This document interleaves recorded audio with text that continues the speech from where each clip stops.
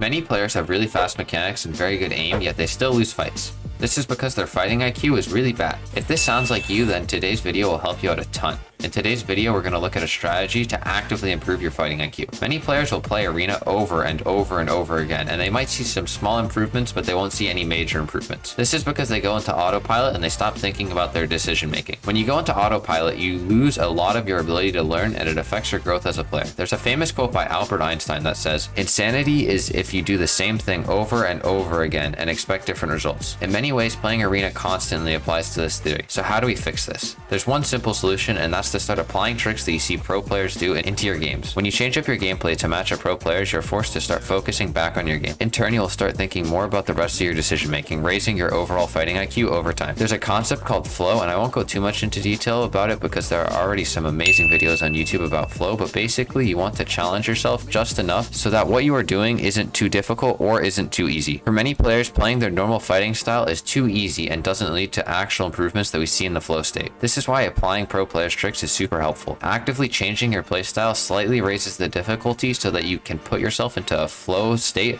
for more optimal learning conditions. I recommend watching a couple of montages a day or 30 minutes of Arena or Creative on Twitch and look for plays that are replicatable and useful in game, and it is extremely important to make sure that you don't get comfortable with these new tricks. Once you find comfort with these new tricks, try to find harder ones to implement into your own games. Let's look at an example of how to apply this theory. In this clip, Epical opens up a wall, slides a cone in the box, and then moves to the left. In my games, I'm going to try to actively replicate this as much as possible. This will get me thinking about how to take angles properly, and it will keep me more focused on each fight because I have a goal. And the best part of the strategy is that you end up learning a ton of useful skills from watching the pros and how they play. So with all that being said, I hope you enjoy this video and make sure to leave a like and subscribe. Peace.